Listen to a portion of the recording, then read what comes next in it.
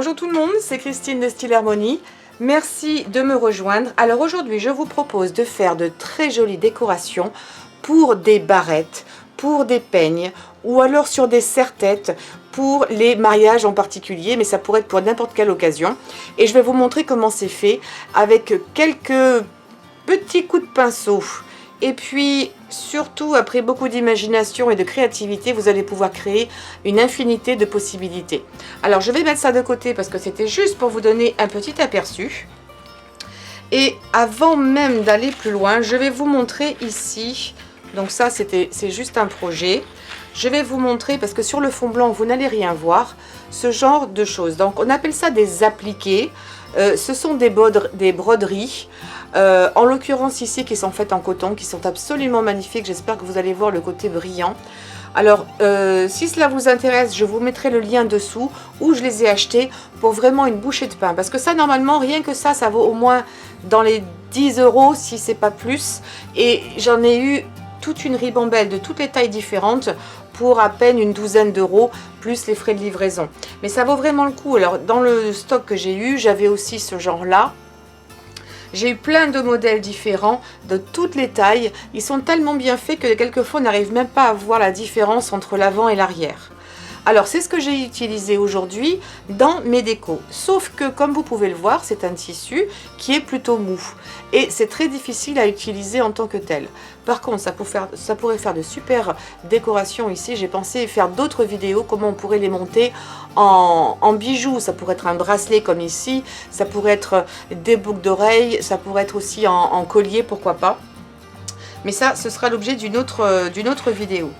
Donc en fait ce qui s'est passé, c'est que j'avais ça depuis longtemps et je me suis dit il faut que je les utilise. Et je suis invitée à un mariage, en fait 3 cet été pour l'instant. Et c'était l'occasion de faire quelque chose de joli dans mes cheveux. Pas faire concurrence du tout à la mariée, mais en même temps de faire quelque chose d'original. Et ici, je n'ai rien trouvé qui soit joli. Je me suis dit, donc, je vais le faire moi-même. Donc, je les avais. Et pour les manipuler, je les ai simplement fait durcir. Alors, vous avez des produits qui sont faits pour durcir le tissu. Ces produits ne sont pas toujours faciles à trouver. Surtout, ils coûtent cher. Et je peux vous garantir que rien ne vaut de la bonne colle. Voilà, j'ai tout simplement fait ça avec de la colle, de l'eau, un pinceau. J'en ai mis partout et maintenant c'est super dur. Bon, ça fait pas forcément beaucoup de bruit, mais c'est dur, ça va pas partir dans tous les sens. Par contre, ce qu'il y a de très très bien, c'est que c'est quand même souple. On peut venir lui donner une forme. Si il a même séché en prenant une mauvaise forme, on va pouvoir les mettre d'une façon différente. Et au moment de sécher, c'est surtout là qu'il faut y penser, de leur donner la forme que vous voulez.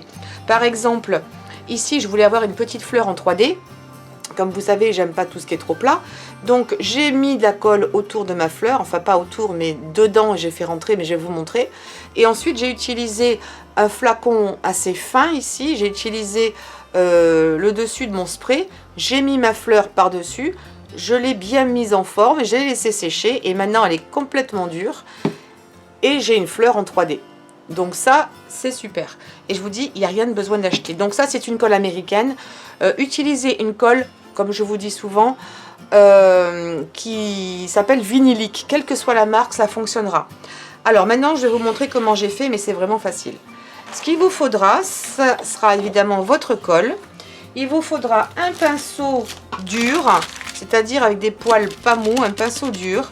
Et puis un petit peu d'eau. Alors moi je le fais à ma façon. Donc j'ai toujours un flacon, un spray d'eau et un spray d'alcool. Parce que c'est toujours pratique pour se nettoyer les mains. Là on va utiliser l'eau.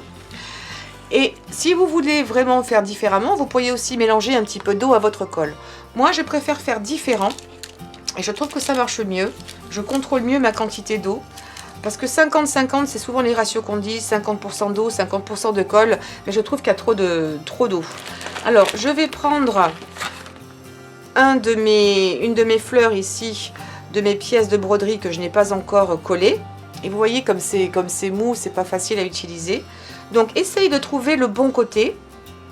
Donc, en général, le bon côté, c'est souvent le côté le plus brillant. Donc, dans ce cas-là, ce serait celui-ci. Je le mets là.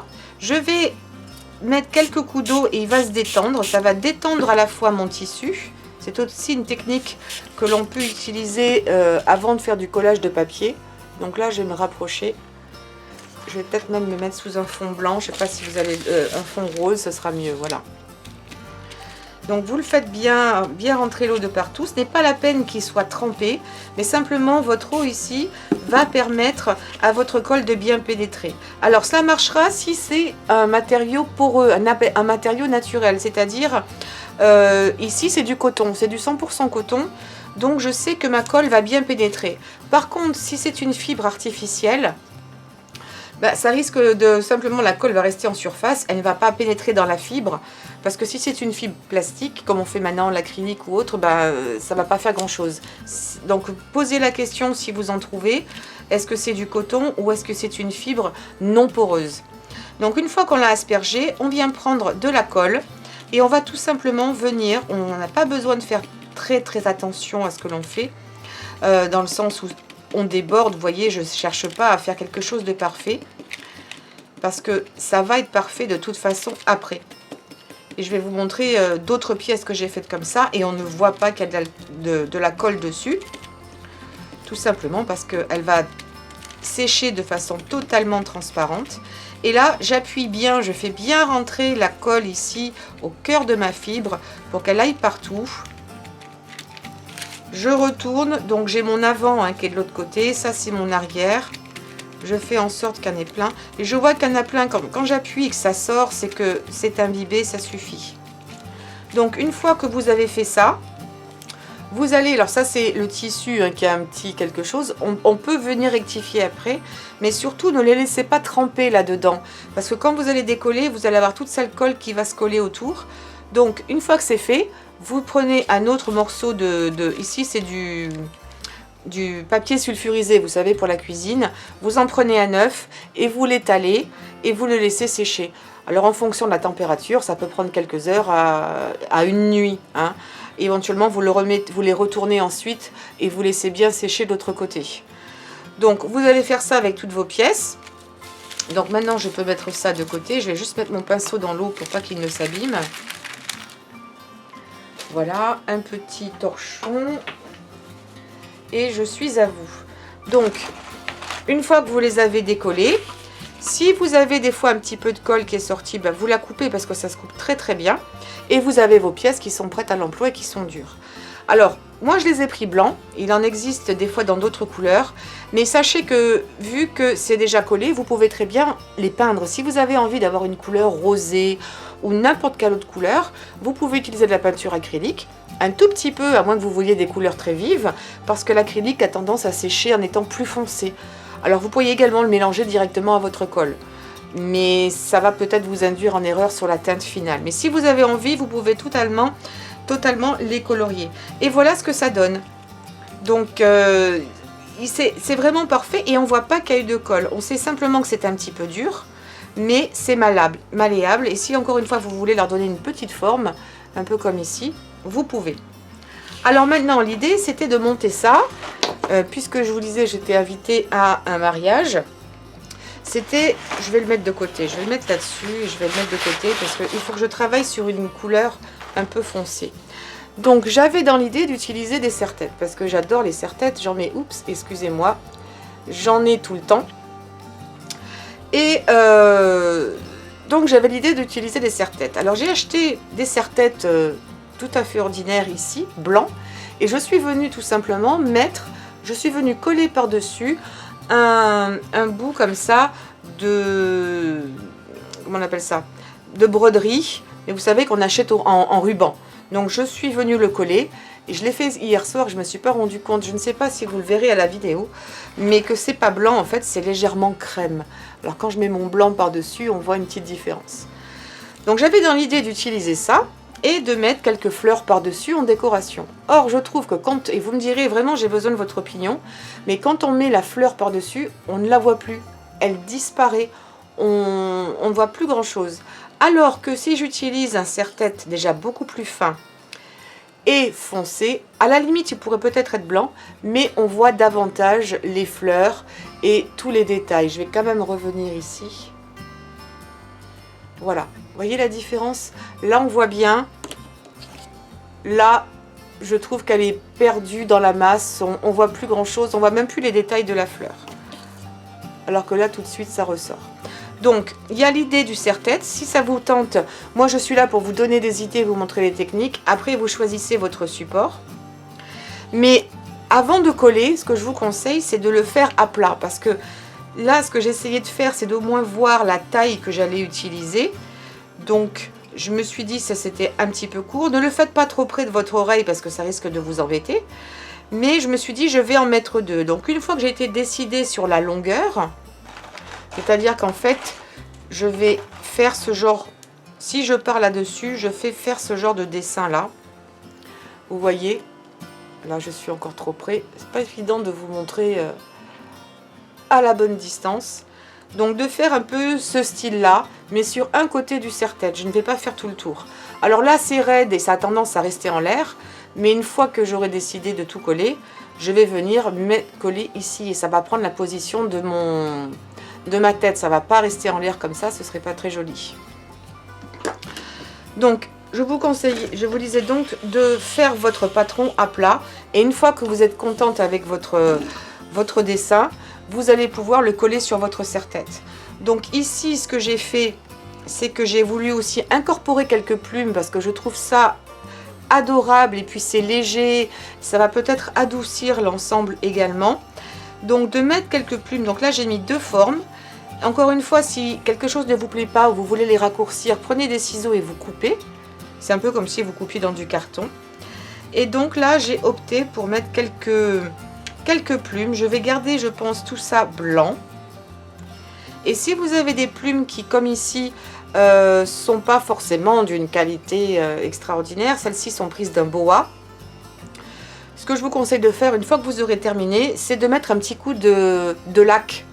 Pas la peine de mettre de la laque chère, mais un coup de lac sur vos plumes, simplement pour éviter que tous ces petits bouts-là, qui sont super jolis mais qui sont fragiles, ne s'enlèvent et que vous finissiez par avoir un truc tout maigrichon à la fin de la journée.